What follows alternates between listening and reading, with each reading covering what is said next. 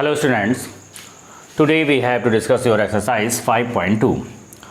तो पीछे आपने वीडियो में डिस्कस किया था कॉम्प्लेक्स नंबर में हम लोगों ने काफ़ी चीज़ों को डिस्कस किया हुआ है और कॉम्प्लेक्स नंबर में हम लोगों ने डिस्कशन किया था मॉडुलस निकालने का डिस्कशन किया था और पिछली वीडियो में, और मॉडुलस निकालने के बाद हमने उसका आर्गुमेंट जेड भी किस तरीके से निकालते हैं ये हमने डिस्कस किया था। और यहाँ पर ये भी मैंने आपको बताया था कि अगर कोई कॉम्प्लेक्स नंबर है तो अगर आप उसका ऑर्डर्ड पेयर बनाएं तो उसका ऑर्डर्ड पेयर क्या होगा, इसका भी हम लोगों ने डिस्कशन किया था। चलिए अब हम लोग एक्सरसाइज 5.2 पर आते हैं और 5.2 पे हमारे पास क्वेश्चंस कह रहा है। 5.2 पे कह रहा है find the modulus and the argument of each of the following complex number in exercise 1 to 2। यानी आपके पास दो क्वेश्चंस हैं और इसमें मॉडुलस आपको फाइंड आउट करना है और आर्गुमेंट्स आपको फाइंड करना है, ठीक है। तो चलिए हम इसका फाइंड करेंगे। तो यहाँ पर आपके पास जो वैल्यू दे रखी है z is equal to -1 - i√3। तो नंबर फर्स्ट हमारे पास क्या है, z इज इक्वल टू -1 - का i√3, ये हमारे पास वैल्यू है। तो जब आप इसमें वैल्यू को फाइंड आउट करेंगे तो देखिए सबसे पहले इसमें क्या आपको फाइंड करना है, यहाँ पर आपके पास मॉडुलस निकालने के लिए कह रहा है। तो देखिए जब आपके पास मॉडुलस निकालने के लिए कह रहा है तो आप क्या करेंगे यहाँ से, ठीक है। तो चलिए जब आप मॉडुलस निकालने के लिए कह रहा है तो यहाँ पर मॉडुलस जब आप निकालेंगे तो मॉडुलस का मतलब होता है मॉड जेड। तो अगर मॉडुलस फाइंड करना होगा तो मॉड जेड होगा और ये होता है अंडरवुड में रियल पार्ट का स्क्वायर होता है, ठीक है।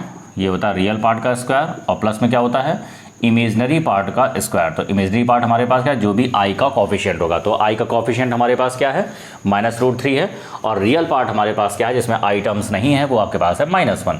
तो ये हो गया रियल पार्ट का स्क्वायर यानी -1 का स्क्वायर और प्लस इमेजनरी पार्ट का स्क्वायर यानी वैल्यू आएगी -√3 का स्क्वायर। चलिए इसको सॉल्व करेंगे तो -1 का स्क्वायर 1 हो जाएगा, -√3 का स्क्वायर हमारे पास 3 हो जाएगा और 1 + 3 हमारे पास वैल्यू आ जाएगी 4 और इसकी वैल्यू आएगी 2। तो इस तरीके से हम यहाँ पर क्या निकाल सकते हैं, मॉडुलस को निकाल सकते हैं।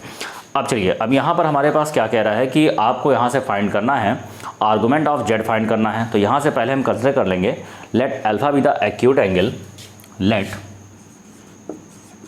Alpha be the acute angle, हमने एक एक्यूट एंगल ले लिया। Let alpha be the acute angle is given by, किस तरीके से हमारे पास है ये आपके पास इस तरीके से है कि tan alpha is equal to mod में imaginary part of z and divide by real part of z, ये हमारे पास वैल्यू है। तो देखिए यहाँ से जो वैल्यू हमारे पास आएगी tan alpha is equal to imaginary part of z, हमारे पास क्या है z का जो इमेजनरी पार्ट है वो हमारे पास है -√3, फिर हमारे पास जो रियल पार्ट है वो हमारे पास -1 है। तो tan अल्फा की वैल्यू हमारे पास आएगी √3 और √3 का मॉड हो जाएगा √3। चलिए तो tan अल्फा की वैल्यू अगर √3 है तो अल्फा हमारे पास यहाँ पे जो एंगल निकलेगा वो आपके पास 60 का मतलब हो जाएगा π/3। तो यहाँ से जो अल्फा हमारे पास निकल के आ रहा है वो आ रहा है π/3। तो देखिए आपके पास अल्फा क्या आ रहा है π/3। तो यहाँ पर अगर हम बात करें तो देखिए यहाँ पर जो मॉडल आपके पास जो z दिया गया है वो z क्या दिया गया है -1/i√3। तो अगर हम इसका पॉइंट निकालें, ठीक है, तो अगर इसका पॉइंट निकालें तो इसका पॉइंट क्या आएगा, मतलब ordered pair. Now z is equal to -1 - i - i√3 is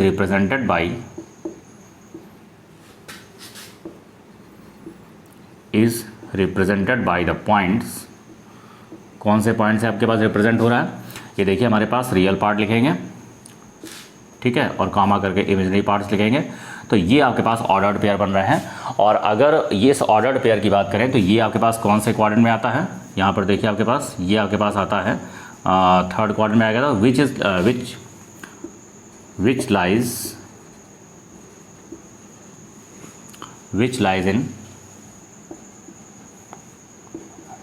lies in the third quadrant. ये आपके पास कहाँ पर है, थर्ड क्वाड्रेंट में लाई कर रहा है। और देखिए अगर थर्ड क्वाड्रेंट में लाई कर रहा है तो आपको याद होगा मैंने आपको आर्गुमेंट z जो निकाला था, आर्गुमेंट जो आपके पास थीटा होता है, थीटा की जो वैल्यू आपके पास लाई करती है वो क्या लाई करती है माइनस का पाई माइनस अल्फ़ा, ठीक है। Argument z is equal to theta होगा और थीटा की वैल्यू हमारे पास आ जाएगी पाई माइनस का पाई माइनस अल्फ़ा। तो ये हो जाएगा पाई और अल्फ़ा की वैल्यू हमारे पास आई है π/3, तो वैल्यू हो जाएगी माइनस का 2π/3। तो आप देख सकते हैं यहाँ से जो मॉडुलस आया आपके पास, मॉडुलस की जो वैल्यू हमारे पास आ रही है वो आ रही है 2 और आर्गुमेंट z की वैल्यू हमारे पास आ रही है माइनस का 2π/3। तो ये हमारे पास वैल्यू है, ये आपके पास आर्गुमेंट z की वैल्यू है और ये हमारे पास है मॉडुलस है आपके पास कॉम्प्लेक्स नंबर का। तो ये हमारे पास 2 आंसर निकल करके आ गए। तो आई होप आपको ये क्वेश्चन क्लियर हो गया होगा। नेक्स्ट हम बात करेंगे क्वेश्चन नंबर 2 की।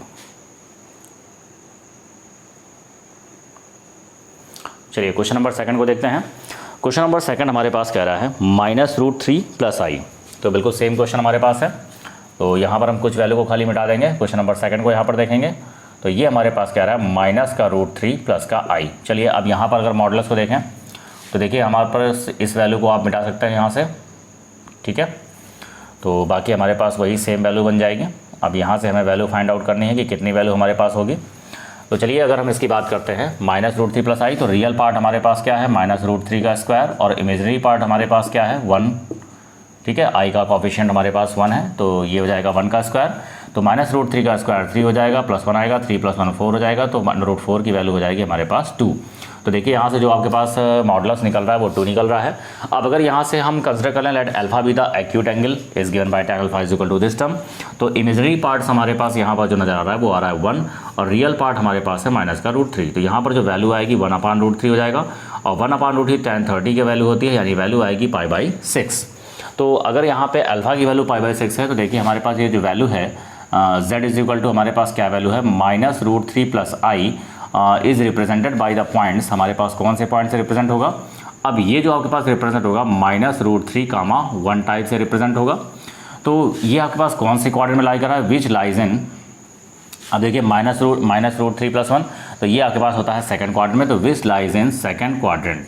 तो चलिए ये आपके पास अगर सेकंड क्वाड्रेंट में है तो सेकंड क्वाड्रेंट में जो हमारे पास वैल्यू होती है थीटा, तो सेकंड क्वाड्रेंट में थीटा की वैल्यू होती है π-α। तो यहाँ से आपके पास जो आर्गुमेंट जेट आएगा थीटा, वो थीटा हमारे पास क्या हो जाएगा π-α।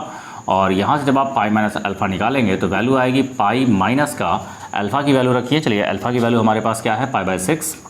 तो ये वैल्यू हो जाएगी π/6 और π/6 को माइनस करेंगे तो वैल्यू आएगी 5π/6। तो आप देख सकते हैं यहाँ से जो आर्गुमेंट जेड हमारे पास निकल के आएगा वो आएगा 5π/6। तो आई होप आपको ये क्वेश्चन नंबर 2 भी समझ में आ गया होगा। नेक्स्ट हम लोग डिस्कस करेंगे 3rd नंबर को। और 3rd नंबर में आपके पास कह रहा है convert each of the following complex number given in exercise 3 to 8 in the polar form. तो चलिए इसमें आपको पोलर फॉर्म में कन्वर्ट करना है। तो पोलर फॉर्म में भी बिल्कुल आपके पास यही काम होता है। वहाँ पर भी आपके पास आर्गुमेंट जेड यानी थीटा की वैल्यू कैलकुलेट करते हैं और यहाँ पे आर की वैल्यू कैलकुलेट करना है जो कि आपके पास मॉड जेड होता है। बिल्कुल सेम यही काम है, बस थोड़ा सा आपको यहाँ पर वैल्यू को लिख देना है और यहाँ पर कुछ वैल्यू को मान लेते हैं। किस तरह से मानेंगे उसको हम देखते हैं, इसको आप देख लें।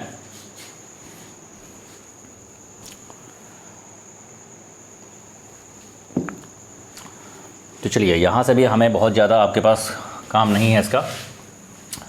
अब यहाँ पे देखिए 3rd नंबर के हमारे पास क्या कह रहा है। यहाँ से बहुत ज़्यादा हम इसको साफ़ नहीं करेंगे क्योंकि बिल्कुल सेम काम हमारे पास यहाँ पर भी होता है, ठीक है। तो ये भी हमारे पास ये जेड हो जाएगा हमारे पास और ये पॉइंट्स हमारे पास वैसे ही मिलेंगे और ये आपके पास डिपेंड करेगा वैल्यू पर, ठीक है। चलिए तो देखिए अब यहाँ से हमारे पास वैल्यू क्या दे रखी है 1 - i दे रखा है। तो यहाँ पर क्या आ रहा है 1 - i और इसको पोलर फॉर्म में कन्वर्ट करना है। तो 3rd नंबर हमारे पास है 1 - i। तो हम यहाँ से लेट कर लेंगे लेट z = 1 - i, ठीक है। एंड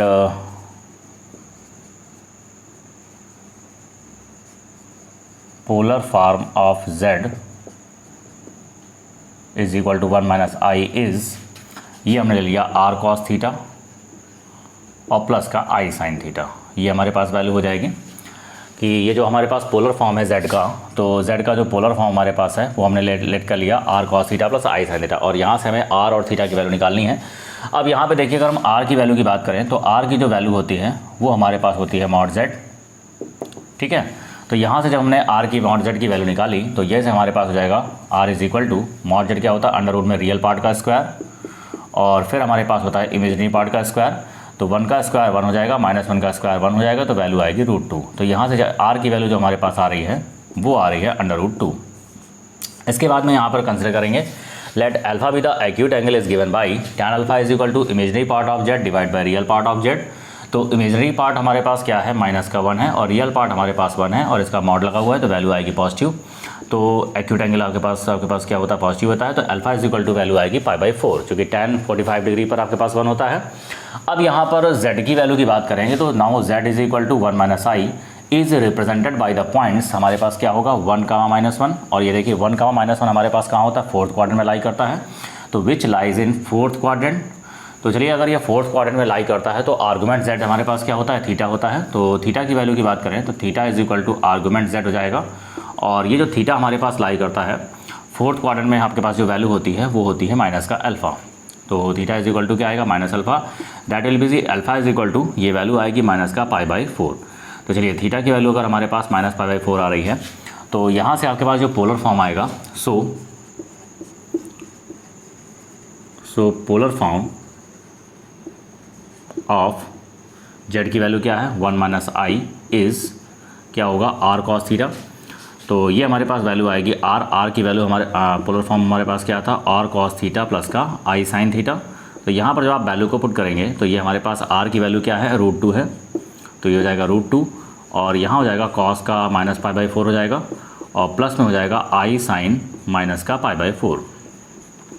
अब यहाँ पर जब आप वैल्यू को रखेंगे ये हो जाएगा √2, cos of minus theta plus का cos थीटा होता है तो वैल्यू आएगी cos π/4, sine of minus theta हमारे पास माइनस का साइन थीटा होता है तो वैल्यू आएगी साइन π/4। तो ये हमारे पास पोलर फॉर्म आ गया 1 - i का। और देखिए ये जो वैल्यू आपके पास है अगर हम इसका कैलकुलेशन करें तो निश्चित रूप से 1 - i मिलना चाहिए। अगर हमारे पास ऐसा नहीं मिल रहा है तो इसका मतलब जो पोलर फॉर्म कन्वर्ट किया है वो आपका सही नहीं है। तो चलिए देखते हैं cos π/4 की वैल्यू की बात करें तो cos π/4 की वैल्यू होती है 1/√2, और i sin π/4 की बात करेंगे तो 1/√2, अगर √2 का मल्टीप्लाई करें तो वैल्यू आएगी 1 - का i। तो आप देख सकते हैं ये जो वैल्यू हमारे पास थी वो 1 - i आ रही है। इसका मतलब ये हुआ कि जो पोलर फॉर्म हमने यहाँ पर निकाला है वो आपका बिल्कुल करेक्ट है। ओके, तो ये आपके पास इसका इस तरीके से आप इसका सोल्यूशन करेंगे। तो नेक्स्ट क्वेश्चन भी हमारे पास इसी तरीके से है, इसको आप देख लें। अब देखिए बिल्कुल सेम काम हमारे पास क्वेश्चन नंबर 4 में भी है। तो यहाँ पर पूरी लैंग्वेज आपके पास वही होगी, केवल नंबर्स में आपके पास डिफरेंसेस होंगे। तो चलिए इसको देख लेते हैं हम। तो हमारे पास यहाँ से कह रहा है -1 + i। तो चलिए यहाँ से देखते हैं -1 + i हमारे पास है। अब जो हमारे पास क्वेश्चन दे रखा है -1 + i दे रखा है, तो यहाँ पर देखिए क्या क्या आपके पास चेंजेस हो गए।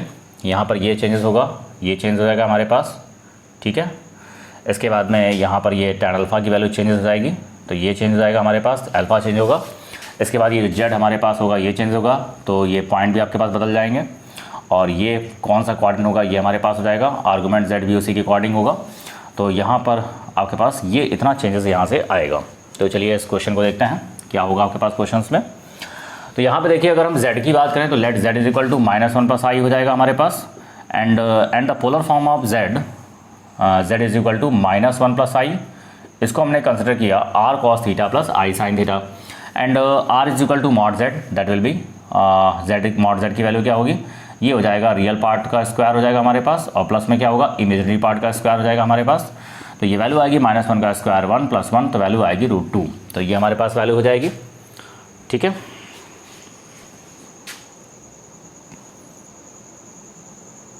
चलिए तो ये हमारे पास वैल्यू हो जाएगी।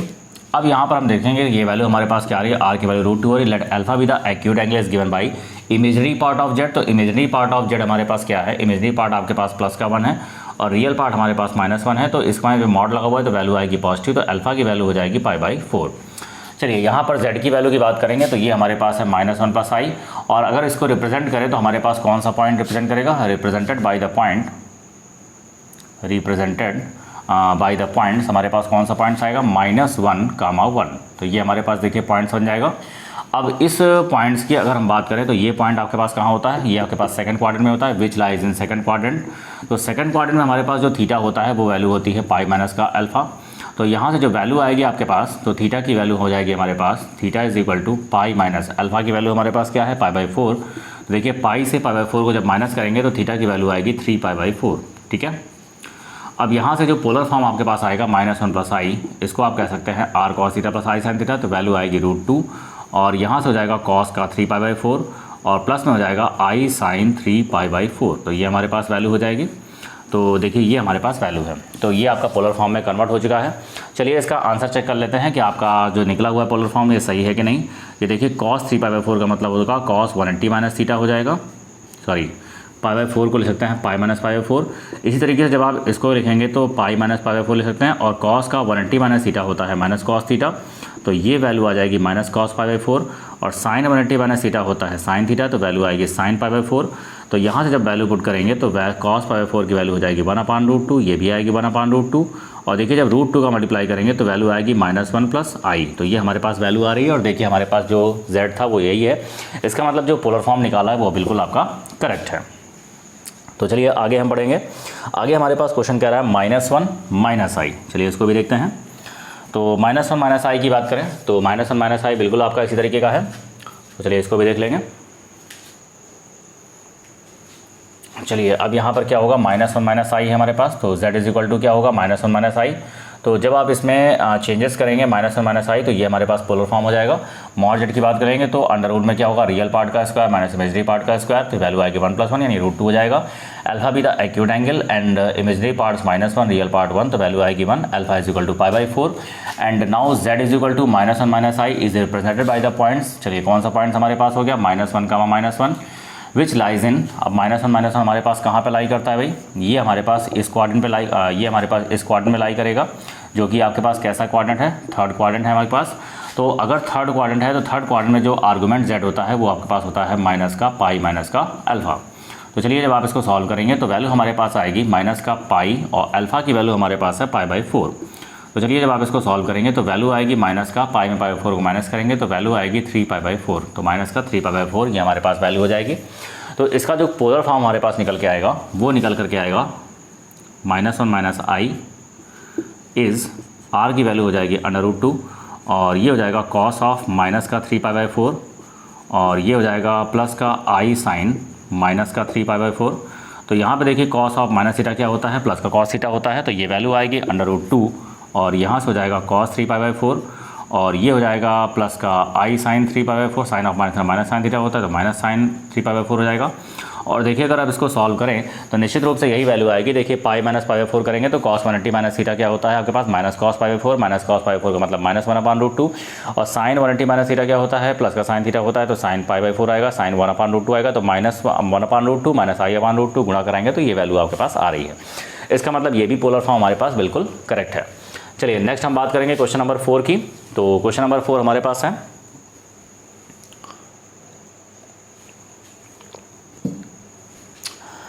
क्वेश्चन नंबर 4 हमारे पास कह रहा है -3।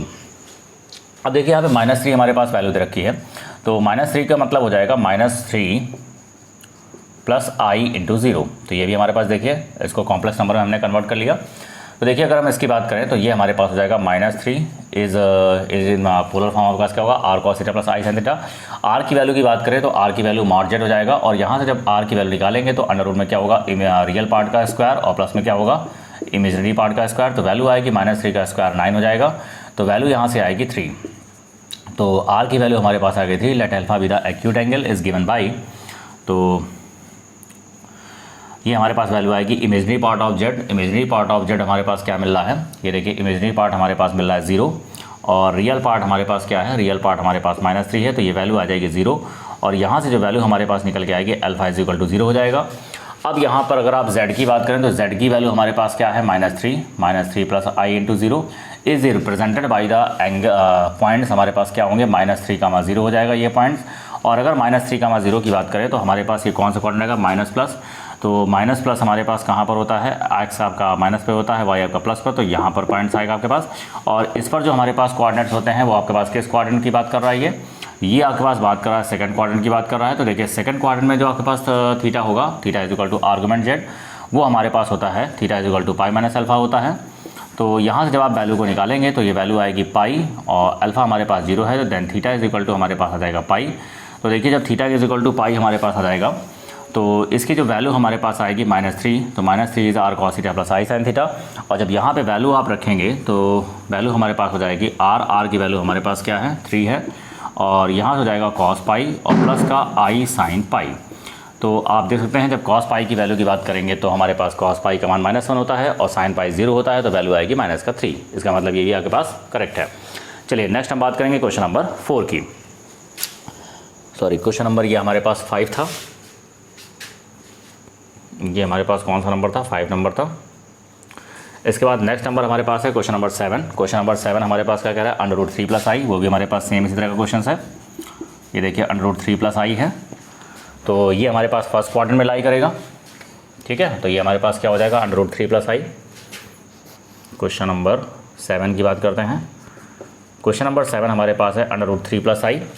देखिए √3 + i की बात करेंगे तो √3 + i हमारे पास क्या होगा? यहाँ पे z आप लेट कर लेंगे √3 + i, और फिर हमारे पास इसको पोलर फॉर्म जब आप चेंज करेंगे तो लेट z √3 + i। ये आपके पास पोलर फॉर्म होगा r cos θ + i sin θ। r mod z हो जाएगा, और यहाँ पर होगा आपके पास रियल पार्ट का स्क्वायर और प्लस में क्या होगा? इमेजिनरी पार्ट का स्क्वायर। तो √3 का स्क्वायर हमारे पास 9 3 हो जाएगा, 1 का स्क्वायर 1, तो 3 + 1 हमारे पास आएगा √4। √4 की वैल्यू हमारे पास आएगी 2। Let alpha with the acute angle is given by imaginary part of z। तो इमेजिनरी पार्ट ऑफ z हमारे पास 1 है और रियल पार्ट ऑफ z हमारे पास √3 है। जब आप इसकी वैल्यू को सॉल्व करेंगे तो आएगा 1/√3, और 1/√3 हमारे पास होता है 30 की वैल्यू। 30 का मतलब होता है π/6। अब यहाँ से z की वैल्यू को हम देखेंगे। Now z = √3 + i is represented by the points. हमारे पास कौन सा पॉइंट मिल रहा है? ये पॉइंट मिल रहा है √3, 1, दोनों प्लस हैं। दोनों प्लस हैं, इसका मतलब ये लाइज आपके पास कहाँ कर रहा है? ये आपका फर्स्ट क्वाड्रेंट में लाई कर रहा है। तो फर्स्ट क्वाड्रेंट में जो थीटा हमारे पास आर्गुमेंट z होता है वो हमारे पास अल्फा होता है। That will B theta = alpha होगा, तो अल्फा की वैल्यू हमारे पास है π/6। तो आपका जो पोलर फॉर्म यहाँ से निकल करके आएगा √3 + i, तो ये हमारे पास पोलर फॉर्म होगा r cos θ + i sin θ। तो यहाँ से r की वैल्यू को रखेंगे तो यह जाएगा 2, और यहाँ से हो जाएगा cos का π/6 और प्लस का i sin π/6। तो ये हमारे पास वैल्यू होगी। चलिए इसको अगर हम सॉल्व करते हैं तो cos π/6 का मान होता है √3/2, और ये होता है हमारे पास sin π/6 की वैल्यू होती है, अब sin π/6 की वैल्यू होती है 1/2। तो जब आप इसका मल्टीप्लाई करेंगे तो √3 + i, इसका मतलब ये भी पोलर फॉर्म हमारे पास बिल्कुल करेक्ट है। इसके बाद हमारे पास क्वेश्चन नंबर कह रहा है 8, जो कि आपके पास एक्सरसाइज का लास्ट क्वेश्चन है। तो क्वेश्चन नंबर 8 में हमारे पास जो वैल्यू दे रखी है वो हमारे पास i दे रखा है। तो i का मतलब हमारे पास क्या होगा? 0 + i। ये हमारे पास z को लेट कर लिया, तो लेट z ये पोलर फॉर्म हमारे पास क्या है? और cos θ + i sin θ, r mod z। और यहाँ पर वैल्यू हो जाएगी √ में रियल पार्ट का स्क्वायर और प्लस इमेजिनरी पार्ट का स्क्वायर हो जाएगा। तो ये वैल्यू हमारे पास आ जाएगी 0 का स्क्वायर 1, 1 का स्क्वायर 1 हो जाएगा, तो वैल्यू आएगी 1, और यहाँ से r की वैल्यू आ जाएगी 1। Let alpha with the acute angle is given by imaginary part. Imaginary part हमारे पास क्या है? 1, और रियल पार्ट हमारे पास क्या है? 0। तो यहाँ से जो वैल्यू आएगी आपके पास इन्फिनिटी हो जाएगी, और इन्फिनिटी हमारे पास किसका मान होता है? π/2 का मान होता है। ठीक है, तो ये हमारे पास होता है π/2 की वैल्यू होती है। अब यहाँ पर हम वैल्यू आपके पास क्या है? π/2 है, तो लेट z हमारे पास क्या है? 0 + i is represented by the points. ये हमारे पास पॉइंट्स जो लाई कर रहे हैं वो 0, 1 है हमारे पास, और जो कि हमारे पास फर्स्ट क्वाड्रेंट में लाई कर रहा है। थीटा = अल्फा होता है, तो वैल्यू हमारे पास आएगी π/2। तो यहाँ से वैल्यू हमारे पास आएगी π/2। तो इसका मतलब जो पोलर फॉर्म हमारे पास आएगा 0 + i, तो ये हो जाएगा 0 + i = r cos θ + i sin θ। तो यहाँ से वैल्यू आपके पास आ जाएगी r की वैल्यू हमारे पास क्या होगी? 1, और यहाँ से हमारे पास हो जाएगा cos का π/2 और प्लस का i sin π/2। तो यहाँ से आपका जो पोलर फॉर्म कन्वर्ट हो गया है वो कन्वर्ट हो गया है cos π/2 प्लस का i sin π/2। और आप देख सकते हैं cos 90 आपके पास 0 होता है, sin 90 आपके पास 1 होता है, तो वैल्यू आपके पास निकल के आई कहेगी i। तो इसका मतलब ये भी आपका बिल्कुल करेक्ट है। तो इस तरीके से आपका ये जो एक्सरसाइज 5.2 है वो कंप्लीट होता है। तो आगे के नेक्स्ट क्वेश्चन में हम लोग क्वाड्रेटिक इक्वेशंस की बात करेंगे। तो आज के लिए इतने रखते हैं। Okay, thank you.